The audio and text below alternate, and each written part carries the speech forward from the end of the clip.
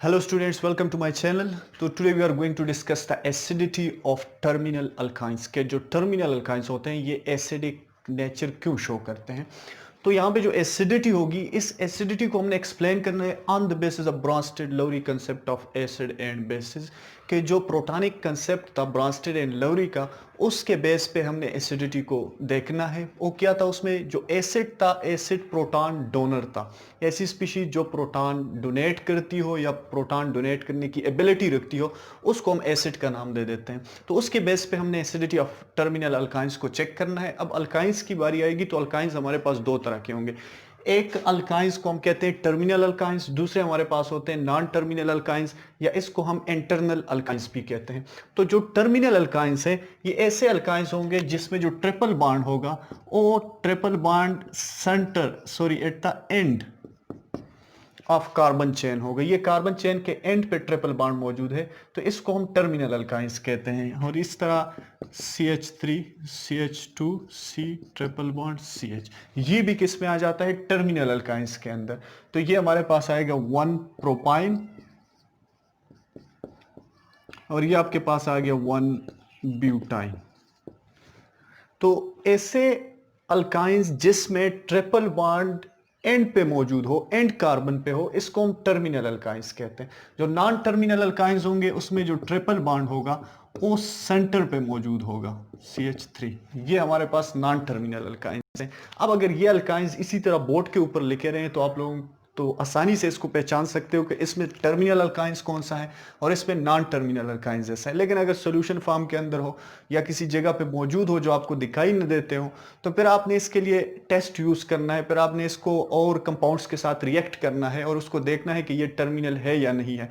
तो हमने terminal alkynes को चेक करने के लिए उस टर्मिनल अल्काइंस जो हमारे पास अल्काइंस मौजूद होंगे उसको हमने रिएक्ट करना होता है क्यूप्रस क्लोराइड के साथ एंड सिल्वर नाइट्रेट के साथ। इन दोनों के साथ क्यूप्रस क्लोराइड के साथ और सिल्वर नाइट्रेट के साथ हमने उस कंपाउंड्स को रिएक्ट करना है। फिर उस पर हम देखेंगे कि आया वो हमारे पास टर्मिनल अल्काइंस हैं या नहीं है। अगर वो टर्मिनल अल्काइंस है तो हमारे पास क्या बनाएंगे एसिटलाइड और अल्काइलाइड।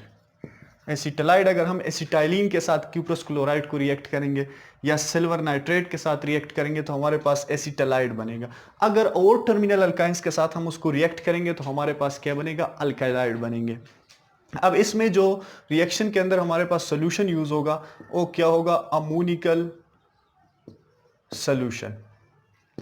अब जो सिर्फ टर्मिनल अल्काइंस होंगे वही हमारे पास एसिटलाइड या अल्काइलाइड बनाएंगे। जो नॉन टर्मिनल अल्काइंस होंगे वो ये प्रोडक्ट नहीं देंगे, वो एडिशन प्रोडक्ट देंगे रेदर देन एसिटलाइड्स या अल्कलाइड्स।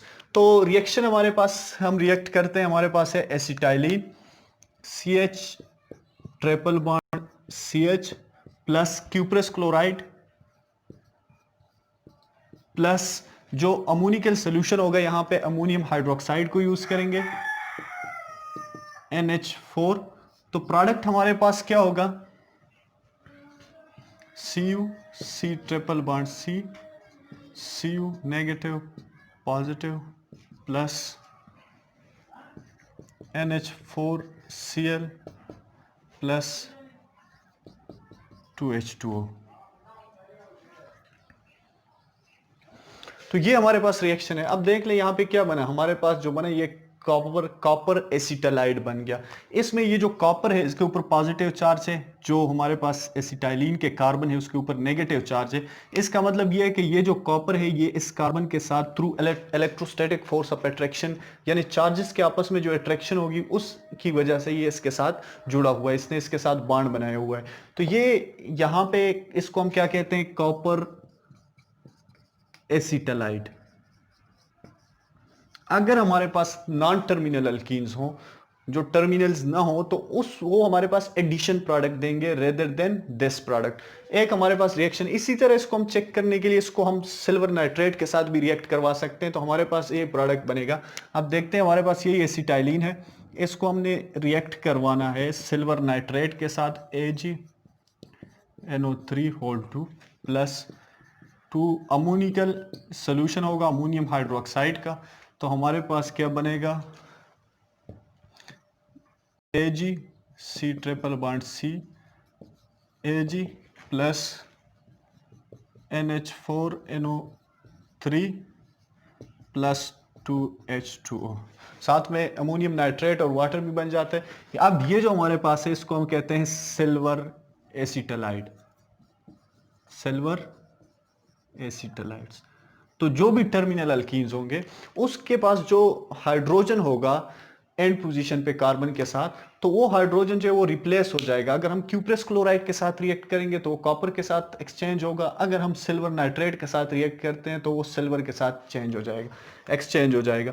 तो यहाँ पे चार्जेस यही होंगे, सिल्वर के ऊपर पॉजिटिव, कार्बन के ऊपर नेगेटिव। ये इलेक्ट्रोस्टैटिक फोर्स ऑफ अट्रैक्शन के थ्रू ये इसके साथ, इसने इसके साथ बॉन्ड बनाए हुए। तो यहाँ पे तो बात ये आ गई, अगर नॉन टर्मिनल अल्काइंस हो, नॉन टर्मिनल अल्काइंस, तो जो नॉन टर्मिनल अल्काइंस होंगे अगर उसको हमने इसी के साथ रिएक्ट करना है तो हमारे पास जो प्रोडक्ट बनेगा वो ये वाला प्रोडक्ट नहीं बनेगा, लेकिन इसके अलावा वो एडिशन प्रोडक्ट बन सकता है। तो इसीलिए पहली बात तो ये है कि एसिडिटी के लिए हमने चेक करना है कि कौन सा अल्काइन टर्मिनल है और कौन सा नॉन टर्मिनल है। अब हम देखते हैं कि जो एसिटाइलिन है या जो अल्काइंस हैं वो टर्मिनल अल्काइंस वो एसिडिक क्यों होते हैं। अब देखते हैं, हमारे पास यहाँ पे एसिटाइलिन है CH ट्रिपल बॉन्ड CH, ये एसिटाइलिन है। अब हमें पता है कि इस एसिटाइलिन के अंदर जो कार्बन है ये कार्बन sp हाइब्रिडाइज्ड है, sp हाइब्रिडाइज्ड, और sp हाइब्रिडाइज के अंदर यहाँ पे जो s कैरेक्टर है ये 50% है। तो इसी s कैरेक्टर की वजह से हमने ये पढ़ा है कि जितना ज्यादा s कैरेक्टर होगा उतने ही जो इलेक्ट्रॉन्स है ये ज्यादा अट्रैक्टेड होंगे, क्लोजर होंगे टुवर्ड न्यूक्लियस। तो जब ये न्यूक्लियस के करीब होंगे तो ये जो है ये बॉन्ड पोलर बन जाएगा, इस कार्बन के ऊपर पार्शियल नेगेटिव चार्ज आ जाएगा, इस हाइड्रोजन के ऊपर पार्शियल पॉजिटिव चार्ज बन जाएगा। इसका मतलब यह है कि जो इलेक्ट्रॉनिक डेंसिटी है वो ज्यादातर टुवर्ड कार्बन होगी, क्योंकि इस कैरेक्टर की वजह से जो इलेक्ट्रॉन्स है वो अट्रैक्ट होंगे टुवर्ड न्यूक्लियस। तो इसलिए जो इलेक्ट्रॉनिक डेंसिटी होगी, अगर हम यहाँ पे ये बना ले तो इलेक्ट्रॉनिक डेंसिटी क्या होगी, क्लोजर टुवर्ड कार्बन। तो इसकी वजह से ये हाइड्रोजन का जो बॉन्ड है ये क्या बन जाएगा, वीक बन जाएगा, और ये आसानी से दूसरे को, कोई भी बेस इसको आसानी से लेके चला जाएगा, कोई भी बेस इसको यहां से ले लेगा। तो इसलिए हम पोलराइजेशन की वजह से, या हम कहेंगे sp हाइब्रिडाइजेशन की वजह से, जो s कैरेक्टर ज्यादा है तो कार्बन जो है ये इलेक्ट्रॉन्स को अपनी तरफ अट्रैक्ट कर रहा है। तो इसकी वजह से ये जो हाइड्रोजन है ये इलेक्ट्रॉन डिफिशिएंट बन जाएगा और ये यहां से आसानी से चला जाएगा। इसी तरह इस साइड पे भी जो हाइड्रोजन है उसके साथ भी यही होगा। तो इसको हमने अगर रिएक्ट करें किसी भी बेस के साथ, हमारे पास बेस है अमोनिया, या हम कहते हैं हमारे पास बेस है मिथाइल अमाइन, या सिर्फ अमोनिया के साथ हमने इसको रिएक्ट करना है CH plus CH triple bond CH, ठीक है। या इस साइड वाला हाइड्रोजन बाहर कर लें H। तो इसी पोलराइजेशन की वजह से अमोनिया क्या करेगा, इस बेस को लेके चला जाएगा।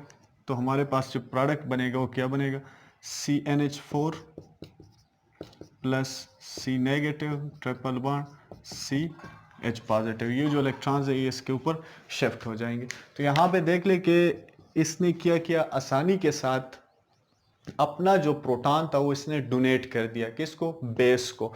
तो इसलिए हमने कहा कि एसिड O होते हैं जो प्रोटॉन डोनर होते हैं। तो जितने भी टर्मिनल अल्काइंस होंगे वो किसी भी बेस के साथ जब हम उसको रिएक्ट करेंगे तो वो अपना प्रोटॉन डोनेट कर लेंगे। तो इसी वजह से हम उसको क्या कहते हैं कि जो टर्मिनल अल्काइंस है ये एसिडिक होंगे। अब जो नॉन टर्मिनल अल्काइंस है इसमें तो यहाँ पे कोई हाइड्रोजन मौजूद ही नहीं है, तो इसलिए ये क्या करेंगे, ये एसिडिटी शो नहीं करेंगे और ये वाले ज़्यादा एसिडिक होंगे एज कम्पेयर टू जो अदर हमारे पास अनसेचुरेटेड हाइड्रोकार्बन से अल्कीन्स के या अल्काइंस के। अब जो हमारे पास इसकी pKa वैल्यू आ जाती है 25 है, एसिटाइलिन की जो pKa वैल्यू है कितनी है, 25 इसकी pKa वैल्यू आ जाती है। अगर इसको हम कंपेयर करें जो हमारे पास प्रोपाइन है, ये कि आपके पास कंपाउंड है CH3 C triple bond CH, ये अब ये भी टर्मिनल अल्काइंस के अंदर आ जाता है। तो अगर आपसे कोई पूछे कि जो एसिटाइलिन है और प्रोपाइन है, 1 प्रोपाइन है, उसमें कौन सा ज़्यादा एसिडिक है? तो हम यहाँ पे हमारा जवाब होगा एसिटाइलिन ज़्यादा एसिडिक है, क्योंकि इसके दोनों साइडों पे जो है ये हाइड्रोजन मौजूद है। ये इस साइड से भी प्रोटॉन डोनेट कर सकता है, इस साइड से भी प्रोटॉन डोनेट कर सकता है, तो इसलिए इसकी एसिडिटी ज़्यादा है, इसकी एसिडिटी कम है। और कम दूसरी वजह से भी है कि इसके साथ ये CH3 ग्रुप मौजूद है जो कि इलेक्ट्रॉन डोनेटिंग ग्रुप्स है, और ये इलेक्ट्रॉन डोनेट करके यहाँ पे जो कार्बन है उसको इसको इलेक्ट्रॉन रिच बनाता है, तो इसलिए इसकी एसिडिटी कम होगी। तो ये हमारा टॉपिक था आज का, एसिडिटी ऑफ टर्मिनल अल्काइंस। तो होप आप लोगों को बात समझ आएगी।